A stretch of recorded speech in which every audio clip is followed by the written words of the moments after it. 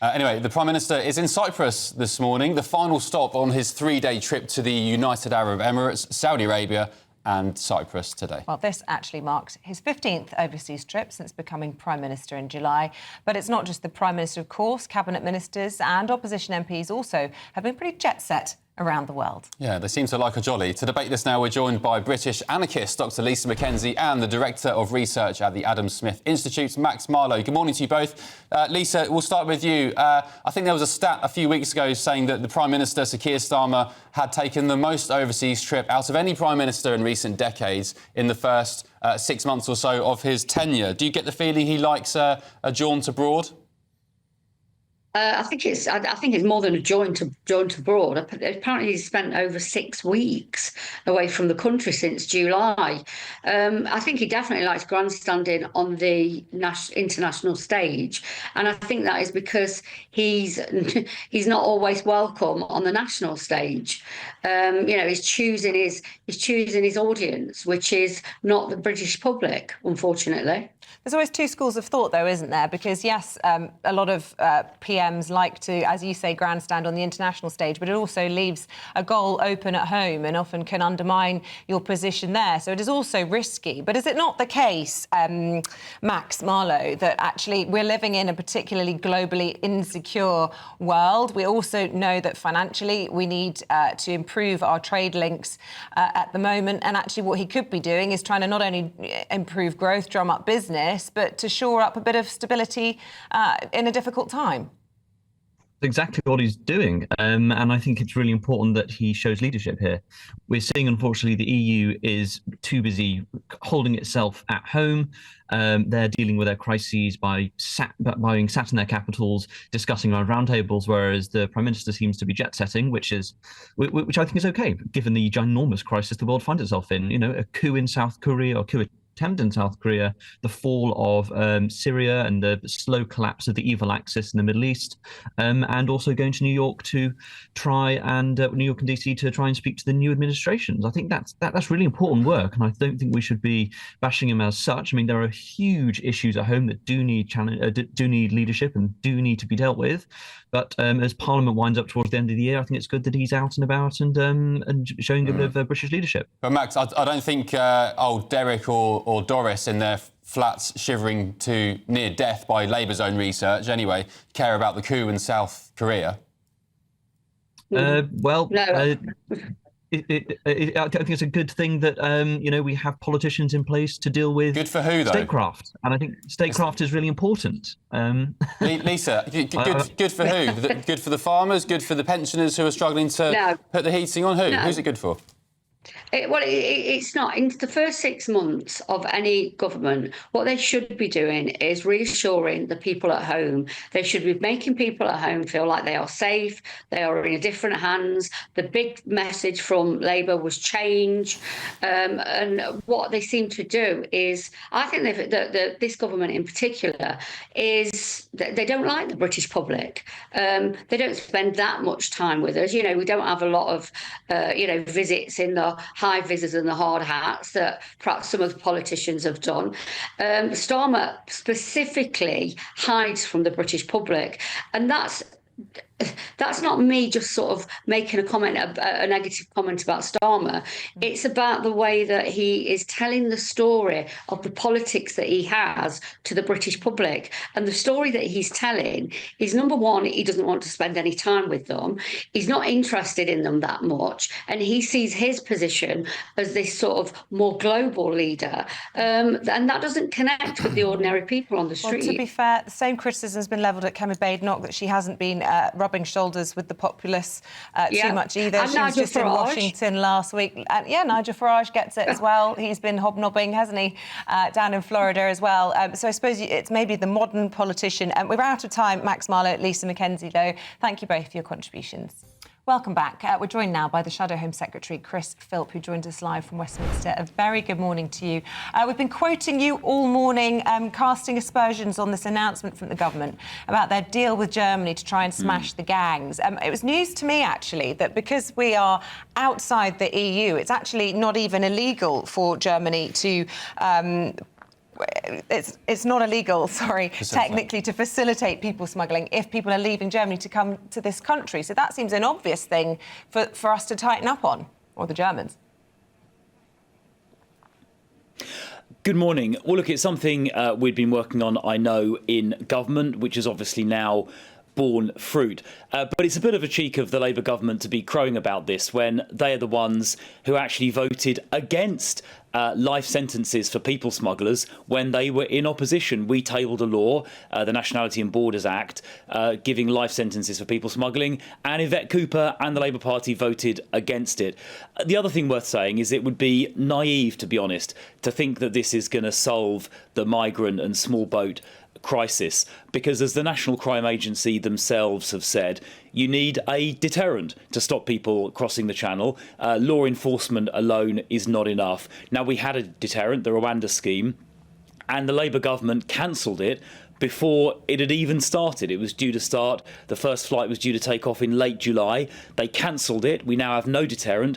And as a consequence, small boat crossings since the election are 18% higher than the same period last year, which shows that this Labour government is failing on migration because they cancelled the deterrent, which we know would have worked. And we know it would have worked not just because the National Crime Agency have said that, but also Australia did something similar about 10 years ago when they had a small boat crisis.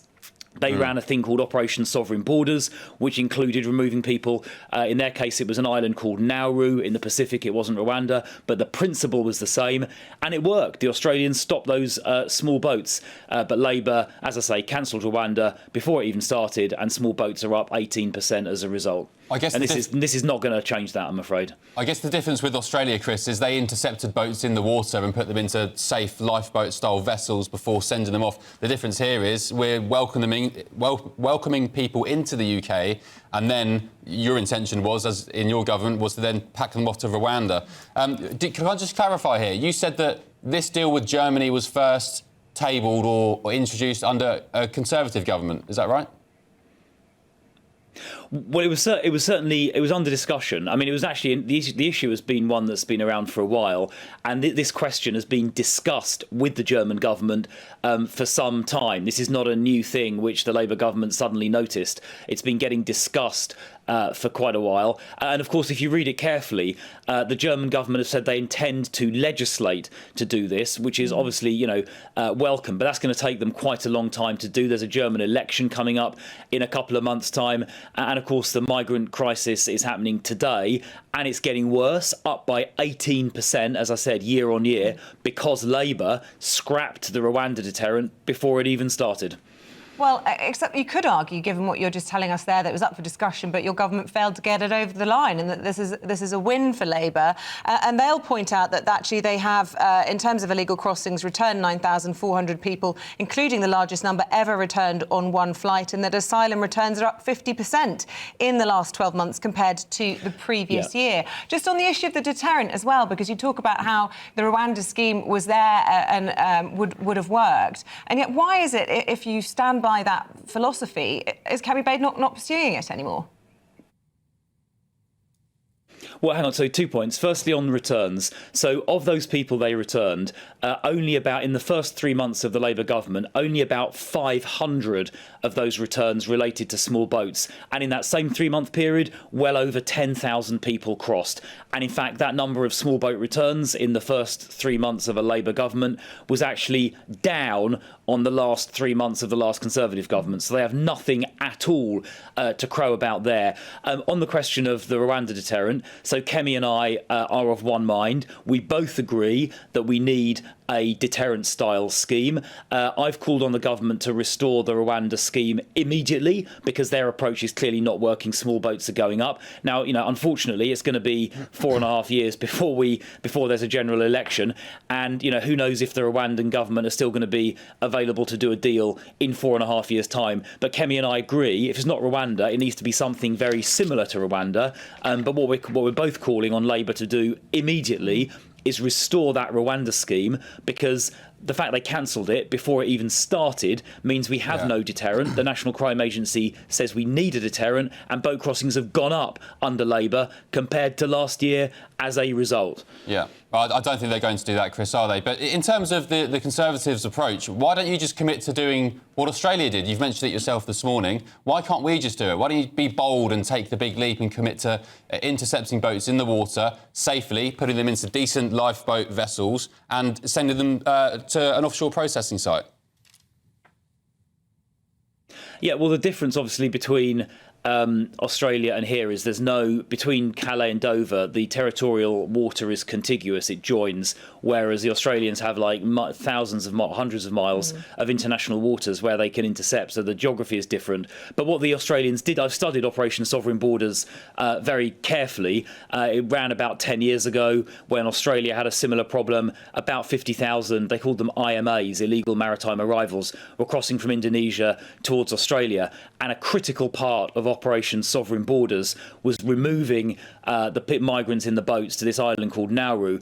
And pretty quickly, the deterrent, and they did far more of that than they did of the turnarounds, and the deterrent effect of that very quickly, like within a matter of a few months, like 3 or 4 months, stopped the illegal maritime arrivals completely, because the people realised there's no point in trying to get to Australia if you just end up in Nauru. And in fact, they only had to send about 3,000, I think it was, people there before it stopped the crossings entirely. So you don't need to send 50,000 people to either Nauru or to Rwanda to stop the boats.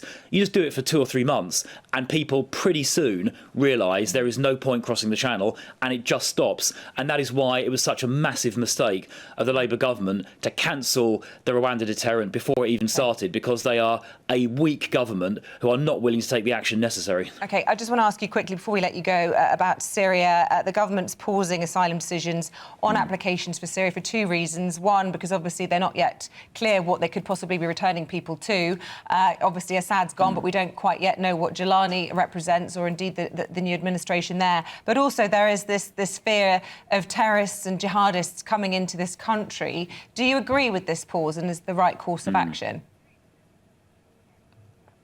Yeah, well, I called for a pause before the government even did it yesterday. Yeah, it's quite right they've suspended asylum decisions. Germany, Austria, France, I think, have done it as well. And I called for it early yesterday, and the government then, a few hours later, did it. And of course, as soon as Syria is safe, we should be actually returning people to Syria. We should not be accommodating people here. If their home country becomes safe, we should actually be returning people. And that should happen once Syria is safe again. And on the point about returning jihadis, that is a really serious issue. There are, I think, quite a number of British people that were resident in Britain who went over to Syria to fight with jihadis. We've got to make sure they don't come back. If they're not citizens, we can simply refuse entry. But even if they are citizens, and in particular if they have dual citizenship or a basis on which they can claim dual citizenship, we can stop them returning as well, as the last Conservative government successfully did with Shamima Begum, and that survived a legal challenge in the court. So the last Conservative government took robust action, and I call on the current Labour government to do the same and make sure these jihadis do not come back here. OK, Chris Philp, Shadow Home Secretary, thank you for your time this morning. Yeah, there was a couple of lads from down my way in Sussex, a family, 3 brothers, went to join al-Nusra Front in Syria. British citizens, a big headache for the government. What do we do with these people when they try and come back? A lot of the foreign fighters are still incarcerated, though, in Kurdish-controlled northern Syria, and there isn't any risk of those because the prisons haven't been emptied in the same way they have around Damascus and Aleppo. But still, let's see how things play out. I think the government's absolutely right to pause and just have a little moment of reflection before making any big decisions. Makes a change for once.